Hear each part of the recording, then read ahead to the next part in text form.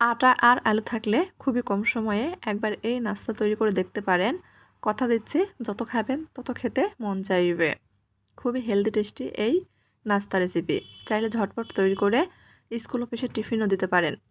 বাচ্চারা কিন্তু অনেক মজা করে খেয়ে নেবে। আসসালামু আলাইকুম। কেমন আছেন আপনারা সবাই? আশা করছি সবাই অনেক বেশি ভালো আছেন। সবাইকে আবারও একবার আমন্ত্রণ করছি সাদামাটা রান্না অ্যান্ড ব্লগসের আরেকটি ইউনিক রেসিপি দেখার জন্য। এখানে একটা বোল নিয়েছি। বোলের মধ্যে চায়ের কাপে মেপে 1 কাপ মতো আটা দিয়ে দিচ্ছি সামান্য কয়েকটা গোটা জিরা, স্বাদ মতো লবণ, 1 চামচ পরিমাণ তেল। তেলটা আটার সঙ্গে ঘষে একটু ময়াম দিয়ে নিব। ঘরে যদি 1 কাপ পরিমাণ আটা থাকে আর আলু থাকে, তাহলে কিন্তু ঝটপট এই নাস্তাটি তৈরি করে নিতে পারেন। ময়াম দেওয়া হয়ে গেছে। অল্প করে পানি দিয়ে ডো তৈরি করে নেব। এই ডো একটু শক্ত করেই তৈরি করে নেব। যখন ডোটা রেস্টে রেখে দেব, তখন ডো কিন্তু সেট হয়ে যাবে। ভিডিওর মধ্যে কথাবার্তায় যদি কোনো ভুল হয়ে থাকে, প্লিজ সবাই মানিয়ে নেবেন। ক্ষমা সুন্দর দৃষ্টিতে দেখবেন।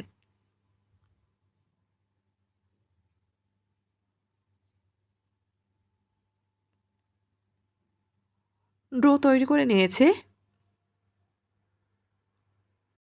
একটু শক্ত করে ডোটা তৈরি করে নিয়েছি। ডোটা এখন 2টা ভাগে ভাগ করে নেব। ঢেকে রেস্টে রেখে দেব 5 মিনিট মতো। এই ফাঁকে নাস্তার ভিতরের পুর তৈরি করে নেব। চুলার উপর ফ্রাই প্যান বসে দিয়ে দিয়েছি 1 চামচ পরিমাণ তেল। তেল গরম হয়ে গেলে ছোট একটা পেঁয়াজ কুচি দিয়ে দিয়েছি। কয়েক সেকেন্ড ভেজে নিয়েছি। এখন দিয়ে দেব সামান্য পরিমাণ গ্রেট করে রাখা আদা আর রসুন কুচি। এখানে আমি হাফ চামচের চেয়ে কম পরিমাণ আদা রসুন কুচি ব্যবহার করেছি। দিয়ে দিয়েছি 1 চামচ ভর্তি করে কাঁচামরিচ কুচি। কিছুক্ষণ ভেজে নিব আদা রসুনের কাঁচা গন্ধটা চলে যাওয়া পর্যন্ত।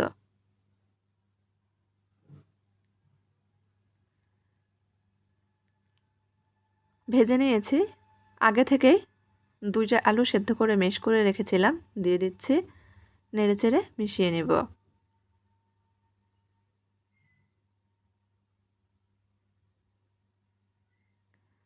এখন দিয়ে দিচ্ছি স্বাদ মতো লবণ, সামান্য পরিমাণ হলুদ গুঁড়া, গুঁড়া মরিচ,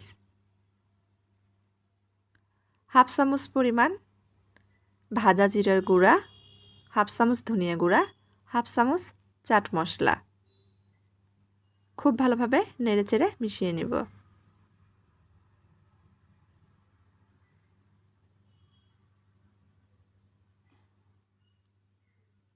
আলুর এই পুর তৈরি করতে খুবই কম সময় লাগে। 3 থেকে 4 মিনিটের মধ্যে কিন্তু পুর তৈরি হয়ে যাবে, যেহেতু আমরা আলু এখানে সেদ্ধ করে ব্যবহার করছি। মিশিয়ে নিয়েছি। দিয়ে দিব বেশ কিছুটা ধনিয়া পাতা কুচি। আবারও নেড়েচেড়ে মিশিয়ে নিব।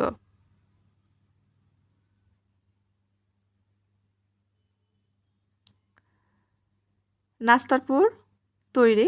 চুলা বন্ধ করে দিয়েছে। উঠিয়ে নিব, ঠান্ডা করে নিব।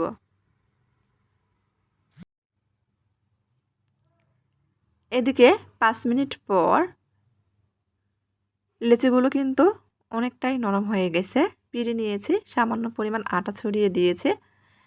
একটা লেচি নিয়ে নিচ্ছে, রুটি বেলে নেব।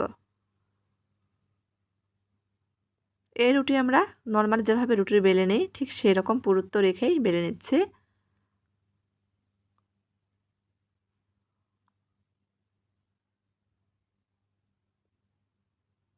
এখন রুটির একটা পাশে ফাঁকা রেখে আমি তৈরি করে রাখা আলুর পুর দিয়ে দিচ্ছি।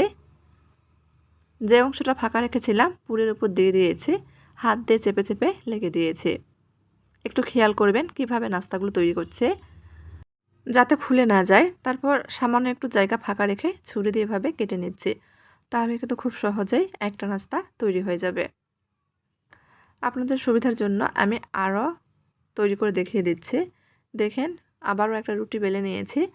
রুটির কিছুটা অংশ জায়গা ফাঁকা রেখে আলুর পুর দিয়ে দিয়েছি, হাত দিয়ে চেপে চেপে লেগে নিচ্ছে যাতে খুলে না যায়। তারপর এক পাশে সামান্য পরিমাণ জায়গা ফাঁকা রেখে ছুরি দিয়ে ভাবে কেটে নিলেই কিন্তু নাস্তাটা খুব সুন্দরভাবে তৈরি হয়ে যাবে।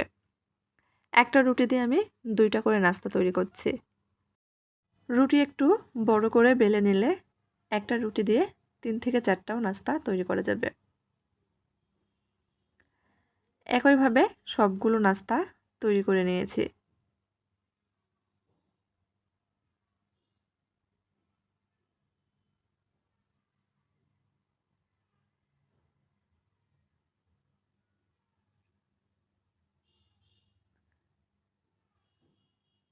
এখন এগুলো ভেজে নেওয়ার পালা। ভাজার ক্ষেত্রে খুব বেশি তেল ব্যবহার করব না, সামান্য পরিমাণ তেলেই ভেজে নেব। চুলার উপর ফ্রাই প্যান বসে দিয়েছি, দিয়ে দিচ্ছি সামান্য পরিমাণ তেল, 2 থেকে 2.5 টেবিল চামচ পরিমাণ তেল বলতে পারেন। তেল গরম হয়ে গেলে নাস্তাগুলো দিয়ে দিচ্ছি। চুলার আঁচ মিডিয়ামে কমিয়ে রেখে একটু সময় নিয়ে ভেজে নেব।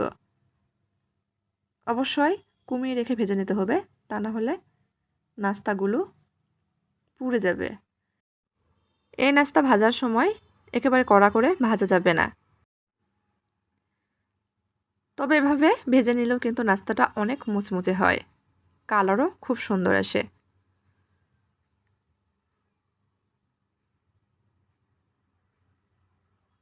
উল্টিয়ে পাল্টিয়ে সুন্দর কালার করে নাস্তাগুলো ভেজে নিয়েছি। আমি এর থেকে আর কড়া করে ভাজবো না। দেখেন মাশাআল্লাহ খুব সুন্দর কালার চলে আসছে। তেল ঝরিয়ে উঠিয়ে নেব। চাইলে নাস্তাগুলো আরও একটু বেশি ভাজতে পারেন, সেক্ষেত্রে কালারটা কিন্তু আরও গাঢ় হয়ে যাবে। একইভাবে সবগুলো নাস্তাই ভেজে নিয়েছি। মাশাআল্লাহ দেখতে কতটা লোভনীয় লাগছে। গরম গরম সস দিয়ে খেতে কিন্তু ভীষণ ভালো লাগে। সস ছাড়াও কিন্তু খেয়ে নিতে পারবেন। একটা ভেঙে শেয়ার করছি। উপরটা মুচমুচে, ভিতরে একদম আলুর পুরে ঠাসা। তো আমার আজকের এই নাস্তা রেসিপিটি যদি আপনাদের কাছে একটু ভালো লেগে থাকে, তাহলে প্লিজ সবাই চ্যানেলটি সাবস্ক্রাইব করবেন, লাইক কমেন্ট শেয়ার করে নিয়মিত চ্যানেলের পাশেই থাকবেন। দেখেন কতটা সুন্দর হয়েছে। আবারও বলছি, এর থেকে বেশি মুচমুচে করে খেতে চাইলে আর একটু বেশি ভেজে নেবেন। তবে এভাবে ভেজে নিলেও কিন্তু নাস্তাটা অনেক বেশি মুচমুচে হয়। তো আজকের মতো এই পর্যন্তই। সবাই ভালো থাকবেন। আল্লাহ হাফেজ।